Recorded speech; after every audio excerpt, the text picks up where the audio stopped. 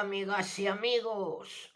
Buenos días, buenas tardes, buenas noches a todas mis suscriptoras y suscriptores que os encontráis repartidos por todo el mundo. Desde aquí, desde mi ciudad, Zaragoza, aquí en España, os mando un saludo y un fuerte abrazo.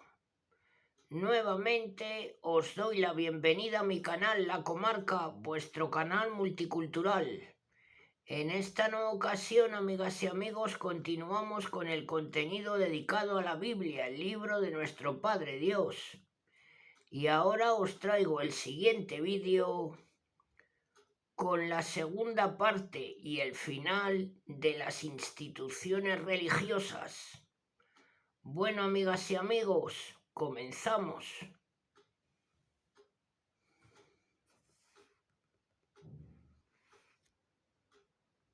Ahora vamos con el punto número 4, que se titula Sacrificio. A lo largo del Antiguo Testamento se advierte un cierto progreso y evolución en el ritual sacrificial. Prescindimos aquí de esta evolución y nos limitamos a recorrer someramente las distintas clases de sacrificios en su estadio final según se encuentran en Lev del 1 al 5. Primero vamos con holocausto. Holocausto es la transcripción del hebreo olap, cuya raíz significa subir. Posiblemente la palabra holocausto quiere evocar la idea de un sacrificio que se quema en su totalidad y cuyo humo sube o asciende hacia Dios desde el altar. Efectivamente, la característica más específica del holocausto consistía en que la víctima era quemada en su totalidad sin reservar nada para el sacerdote o el oferente. El holocausto es un sacrificio muy antiguo en Israel. La víctima era presentada en el santuario e inmolada por el mismo oferente, el cual imponía la mano sobre la cabeza del animal para significar que éste le pertenecía en propiedad, lo mismo que los frutos del sacrificio que iba a ser ofrecido por el sacerdote en su nombre. A los sacerdotes se reservaban los actos del sacrificio propiamente dicho, el derramamiento de sangre y la combustión de la víctima sobre el altar. La sangre era considerada como la sede del principio vital. De ahí el papel que juega en el ritual sacrificial y en las conclusiones de alianzas. Ahora vamos con sacrificio pacífico o de comunión. Este sacrificio era ofrecido por muy diversos motivos, como acción de gracias o para impetrar algún beneficio, por pura devoción o como cumplimiento de algún voto.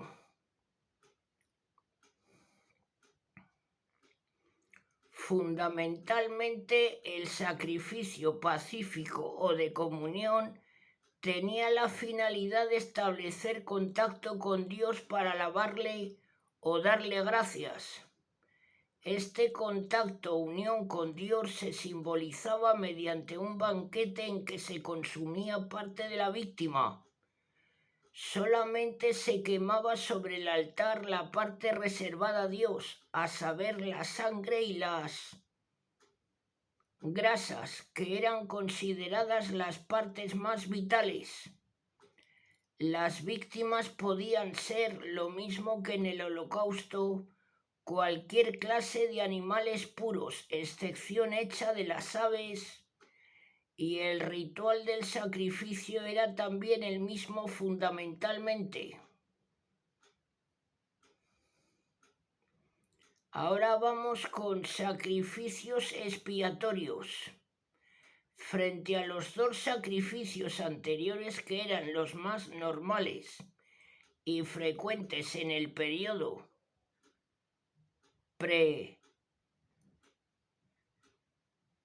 preesílico, se destacan después del destierro los dos sacrificios que nosotros llamamos de expiación por el pecado y de reparación. Ambos sacrificios tienen la finalidad de restablecer la alianza de Dios, rota por el pecado del hombre. El sacrificio por el pecado expía las faltas rituales contra Yahvé, y el sacrificio de reparación tiene presentes las faltas que lesionan la justicia de Dios o del prójimo. Estos sacrificios se diferencian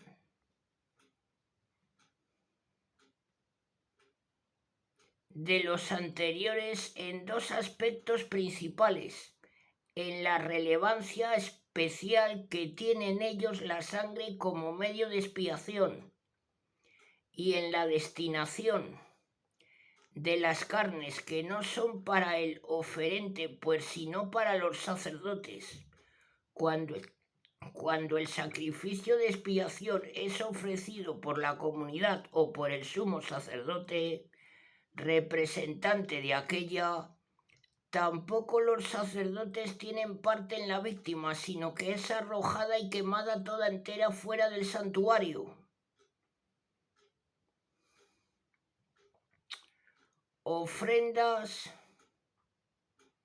vegetales. Finalmente tenemos las distintas ofrendas vegetales que enumera Lep 2.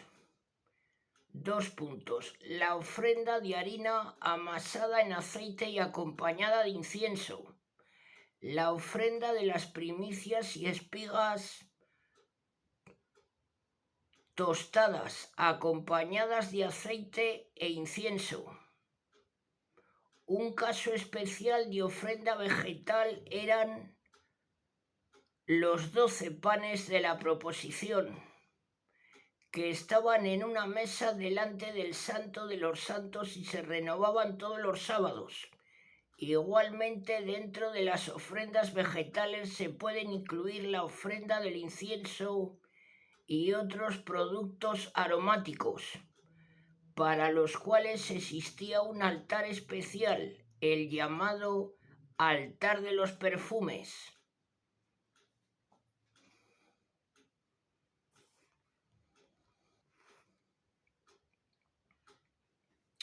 Ahora vamos con la nueva alianza. En la antigua alianza, Israel estaba organizado en forma de teocracia, es decir, el ámbito civil y el ámbito religioso se hallaban superpuestos, o mejor dicho, el ámbito religioso invadía toda la vida de Israel. De ahí que todas sus instituciones tenían carácter sagrado. Se hablaba de guerra santa, del carácter sagrado del rey y de todas las instituciones monárquicas en general. El mero hecho de ser israelita implicaba ya un matiz sagrado que lo constituía en miembro del pueblo elegido. A lo largo de la antigua alianza se nota ya un proceso de diferenciación que tiende a separar ambos terrenos. Los profetas empiezan a hablar del resto de Israel, es decir, empiezan a distinguir el Israel étnico, el Israel material de la carne y de la sangre, del Israel espiritual, cualificado, que es el Israel de la fe, El Israel auténtico, único beneficiario de las promesas, es este último. La destrucción de Jerusalén y la desaparición de la monarquía acentúan la separación.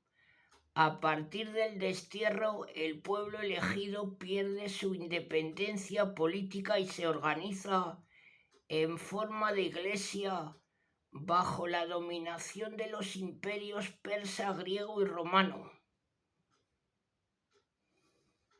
A. La Iglesia Israel de Dios. Este proceso de diferenciación culmina en el Nuevo Testamento con la fundación de la Iglesia que San Pablo llama el Israel de Dios. La Iglesia recibe la herencia de Israel cualitativo de la fe y se constituye en una sociedad de creyentes en la que tienen vigencia solamente los lazos de orden espiritual sin distinción de raza, lengua o condición social. La Iglesia participa de la unidad y universalidad de su fundador.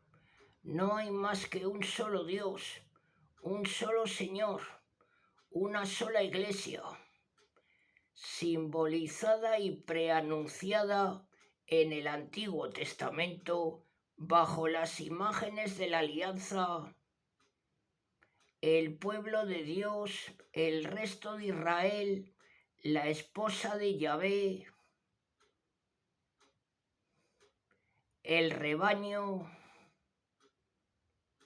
La Iglesia tuvo su nacimiento el día de Pascua como fruto de la pasión y resurrección de su fundador, y se manifestó oficialmente al mundo el día de Pentecostés con la efusión desbordante del Espíritu, alma de la Iglesia y fuente de su dinamismo.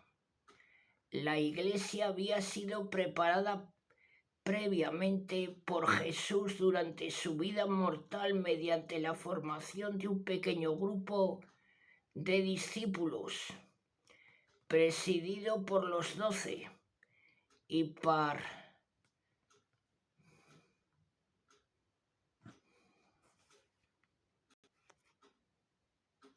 repito y corrijo.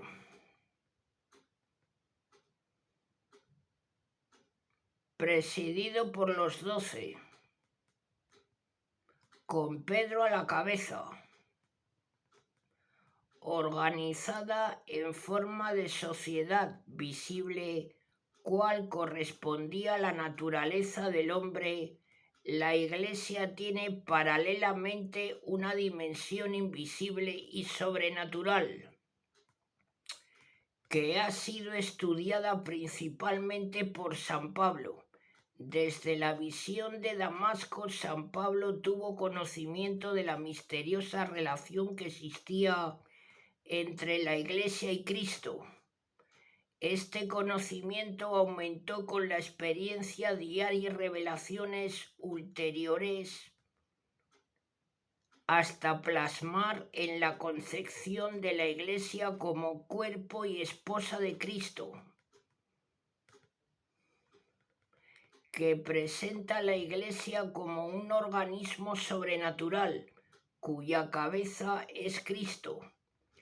Esta integración de todos los creyentes y bautizados en el cuerpo de Cristo, que suprimió mediante su muerte el muro de separación que se alzaba entre judíos y gentiles, constituye el misterio por autonomasia escondido desde la eternidad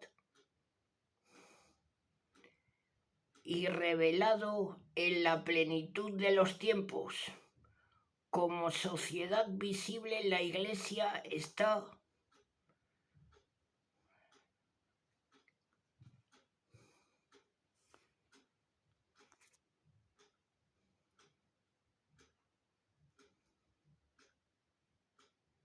repito y corrijo, como sociedad visible la Iglesia está jerárquicamente estructurada.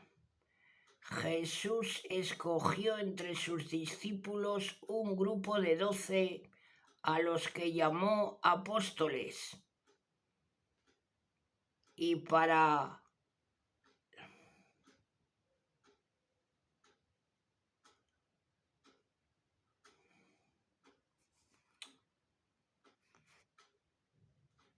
Perdón, repito y corrijo.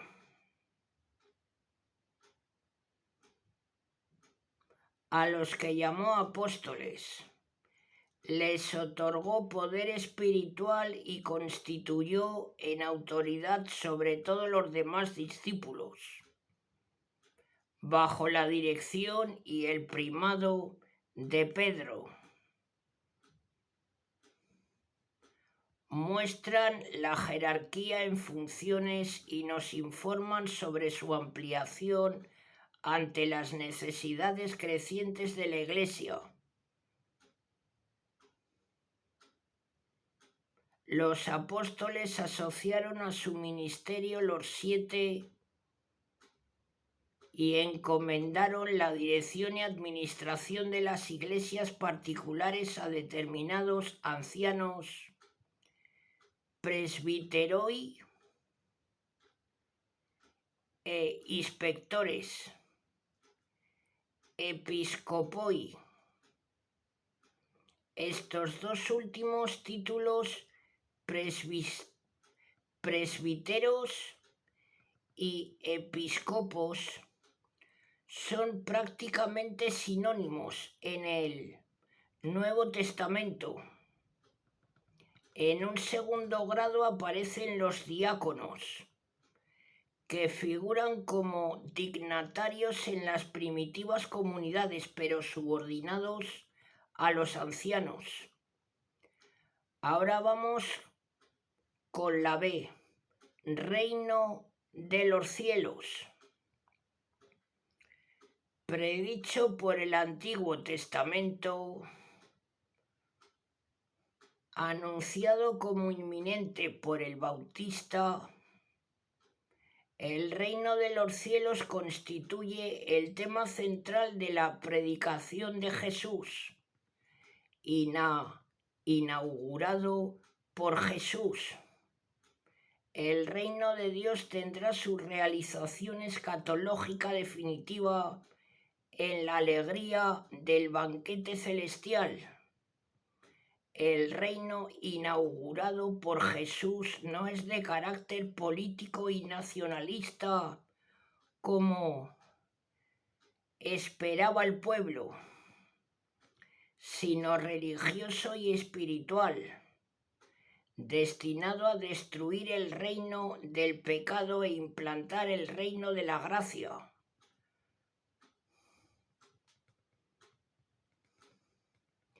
El reino de Dios nació bajo el signo del crecimiento. Es como la semilla que se desarrolla lentamente, como la levadura que va fermentando la masa progresivamente, como un gran edificio en periodo de construcción, instaurado con solemnidad y poder mediante el juicio de Dios sobre Jerusalén y predicado en todo el mundo mediante el ministerio apostólico. El reino de Cristo será establecido definitivamente y puesto en las manos del Padre.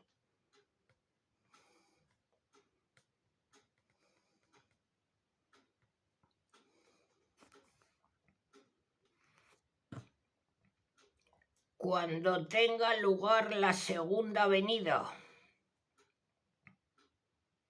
del Señor, el día del juicio final, las condiciones principales para entrar en el reino son la penitencia y la fe, la humildad,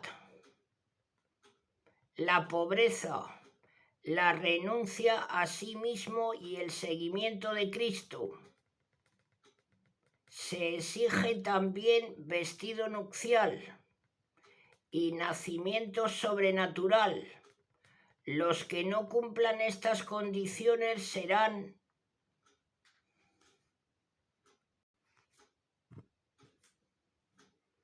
excluidos.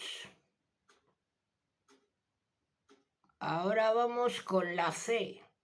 Fiestas. Durante su vida mortal, Jesús y lo mismo sus discípulos frecuentaban el templo y las sinagogas observando las fiestas y cultos judíos. El cuarto evangelista insiste en que Jesús asistía a las fiestas del templo de Jerusalén. Incluso después de la resurrección del Señor, los cristianos continuaron frecuentando por algún tiempo el templo de Jerusalén, pero pronto tomó conciencia la Iglesia primitiva de que la venida de Cristo constituía el cumplimiento de las fiestas de la antigua alianza, las cuales a partir de este momento adquirían nueva significación y nuevo contenido.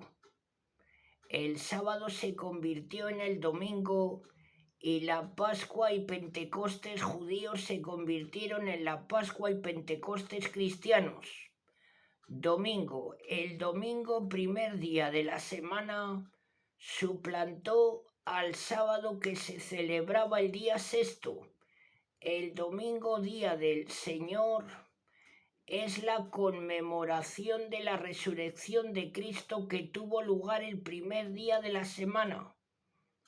El domingo, a su vez, lo mismo que el sábado de la antigua alianza, evoca la esperanza del descanso eterno.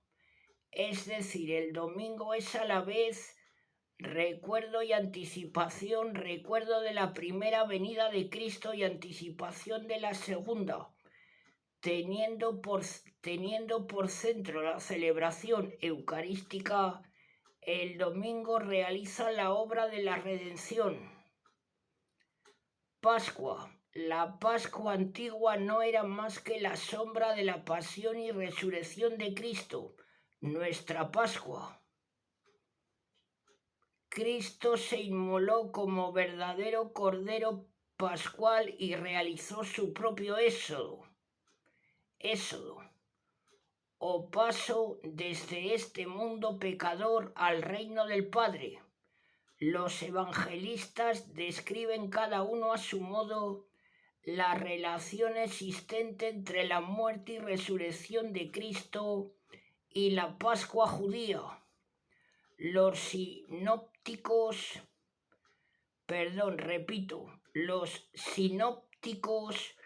presentan la última cena de Jesús con sus apóstoles como una cena pascual, en el curso de la cual tiene lugar la institución de la Eucaristía, el sacrificio pascual de la nueva alianza. El cuarto evangelista acentúa aún más la relación al colocar la muerte de Jesús en la tarde del 14 de Nisan, haciéndola coincidir con la inmolación del Cordero Pascual. De esta manera la Pascua judía se llenaba de un contenido nuevo. La Pascua judía conmemoraba la liberación de la esclavitud de Egipto y evocaba la esperanza de una liberación futura de orden superior. La Pascua cristiana celebraba esta liberación de orden superior, a saber, la liberación del pecado y de la muerte, y realizaba la unión con Cristo muerto y resucitado, alimentando la esperanza en la liberación total. Ahora vamos, por último, con Pentecostes.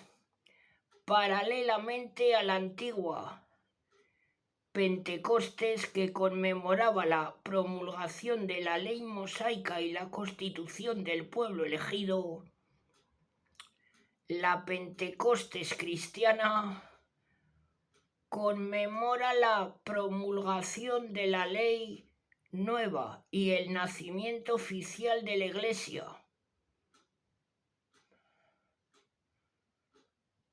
la efusión del Espíritu sobre la naciente Iglesia marca el cumplimiento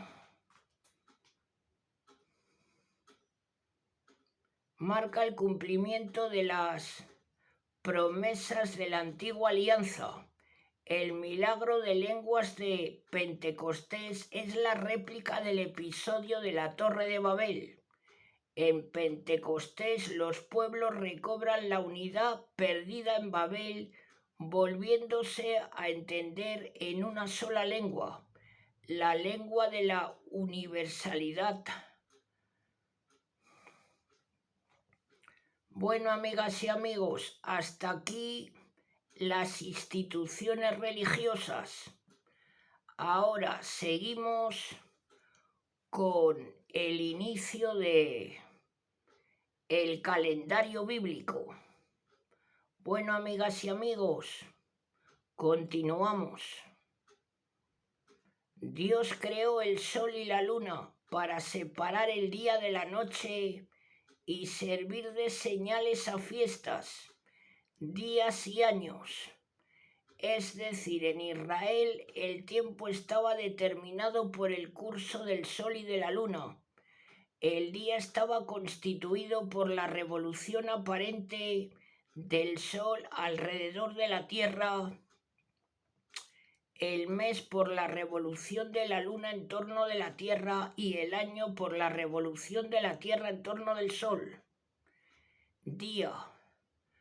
Como se ve, la unidad base era el día. En un principio el día se contaba de salida a salida del sol, es decir, se ponía primero el día y luego la noche. En los últimos libros de la Biblia se invierte el orden, viene primero la noche y luego el día. Esto quiere decir que se había empezado a contar el día de puesta a puesta del sol. El día se dividía en mañana y tarde. Estas fracciones más o menos vagas y aproximadas era la aurora, la salida del sol, el mediodía o fuerza del calor, la puesta del sol, el crepúsculo o entre dos luces, etc. La noche se dividía en 3 vigilias: primera vigilia, vigilia de medianoche y última vigilia o vigilia de la mañana. Tanto para el día como para la noche se introdujo en tiempos del Nuevo Testamento la división romana. Aunque la Biblia no habla de fracciones o divisiones ulteriores, estas debían existir sin duda lo mismo que existían en los pueblos vecinos. Los 10 puntos que retrocedió la sombra en los grados de Ahaz son un indicio de ello. Ahora vamos con el mes. El mes israelita era el lunar, dado que las lunaciones duraban 29 días, 12 horas y 44 minutos. Los meses lunares tenían 29 y 30 días alternativamente. En un comienzo, Israel adoptó los nombres cananeos que relacionan los meses con las estaciones anuales. La Biblia habla de 4. Abib, el mes de las espigas. Zip, el mes de las flores. Etanín, el mes en que solo corren las aguas permanentes. Ibul, el mes de las lluvias abundantes. En los medios rurales se empleaba una nomenclatura especial que relacionaba los meses con los distintos periodos del año agrícola. Mes de la siembra, mes de la poda, mes de la recolección del lino, del trigo, de la cebada, etc. Así lo testimonia el llamado calendario de Weser, Poco antes del exilio empezaron a designarse los meses mediante un sistema numeral ordinal que, partiendo de primavera, iba de primero al 12º mes. Finalmente fueron adoptados los nombres babilonios que sobreviven en el judaísmo actual. He aquí su orden y equivalencia aproximadas con nuestro calendario.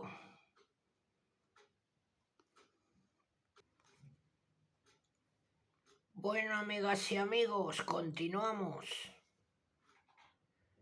Vamos con los meses. Primero, Nisan, antiguo Aviv, equivale a los meses de marzo y abril. Después le sigue Liyar,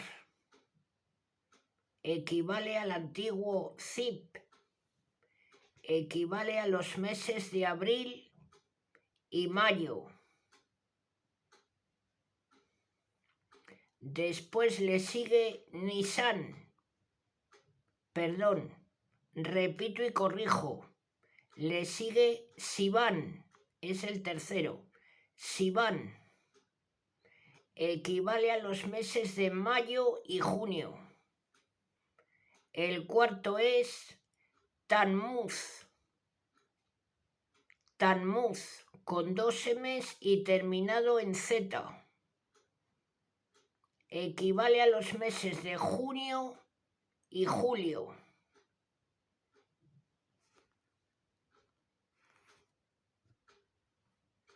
El quinto mes es Ab, la A y la B de Barcelona, Ab. Equivale a los meses de julio y agosto. Después le sigue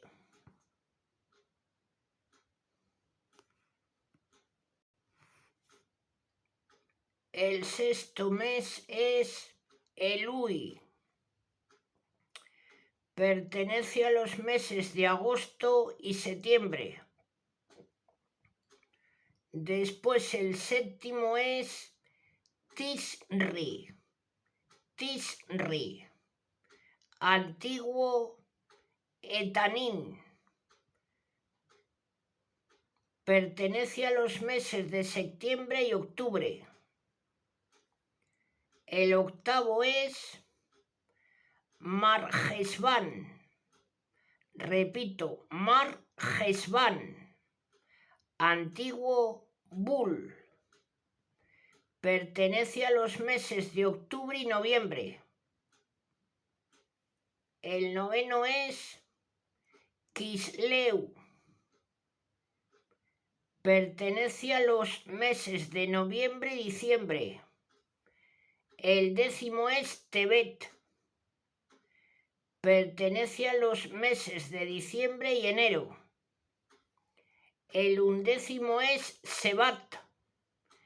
Pertenece a los meses de enero y febrero. Y el último, el número 12, es Adar. Pertenece a los meses de febrero y marzo. Bueno, ahora vamos con el año, amigas y amigos. El año israelita era también el lunar, es decir, constaba de 12 meses, de 29 y 30 días, respectivamente, que hacían un total de 354 días, o sea, 11 menos que el año solar. Esta diferencia entre ambos años, lunar y solar, se reajustaba periódicamente mediante la adición de mediante la adición de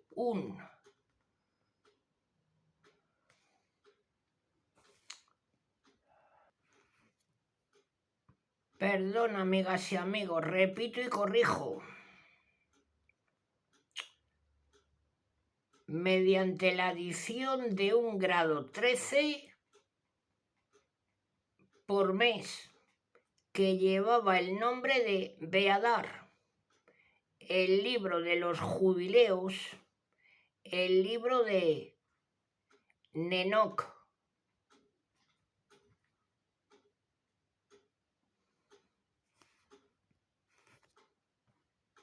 Perdón, repito y corrijo, es que la letra es muy pequeña, amigas y amigos, os pido perdón. El libro de Enoc y los escritos de Qumran se rigen por un año solar de 364 días, dividido en 52 semanas, distribuidas en 4 trimestres de 13 semanas cada uno. Recientemente se han querido descubrir las huellas de este año solar en los escritos de procedencia sacerdotal del Antiguo Testamento. En un principio, el año israelita empezaba en el equinoccio del otoño, coincidiendo con el nuevo año agrícola que se abría con la siembra y las primeras lluvias que hacían revivir a la naturaleza. En vísperas del exilio, los israelitas adoptaron en la vida civil el calendario de Babilonia, que empezaba en el equinoccio de primavera. En la vida religiosa, sin embargo, siguió en vigor el calendario antiguo, es decir, el año religioso siguió empezando en primavera.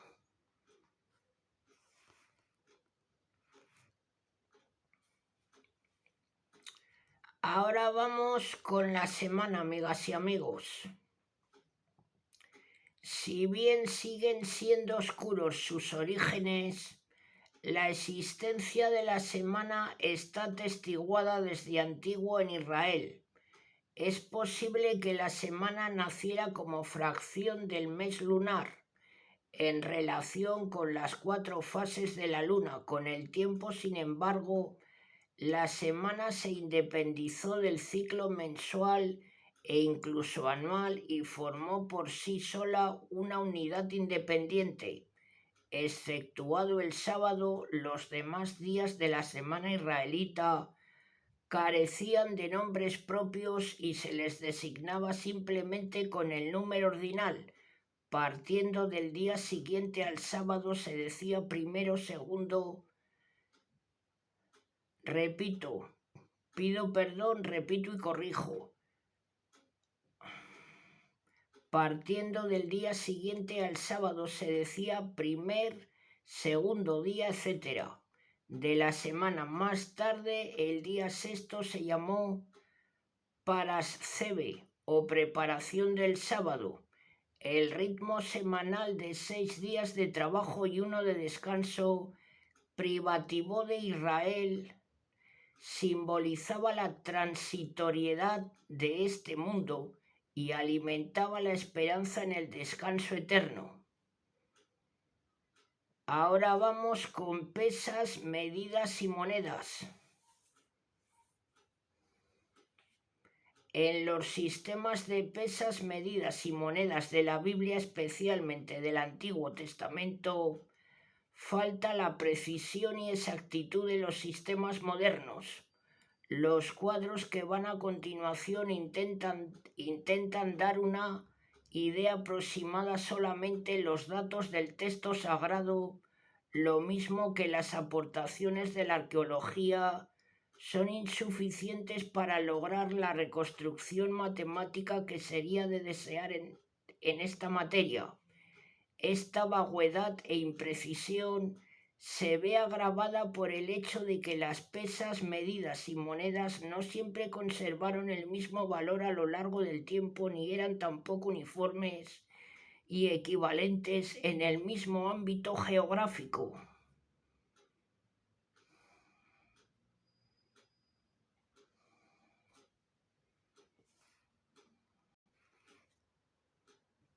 Bueno, amigas y amigos, hasta aquí este vídeo. Os he traído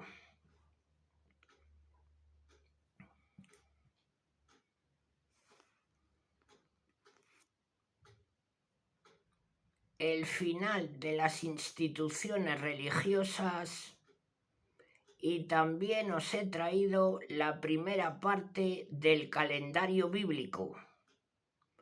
Bueno, amigas y amigos, si os agrada mi trabajo, agradeceré vuestros likes. En la parte de abajo tenéis los comentarios. Siempre es agradable leer comentarios positivos, me levantan el ánimo. Bueno, amigas y amigos, os mando un saludo a todas y a todos. Hasta muy pronto.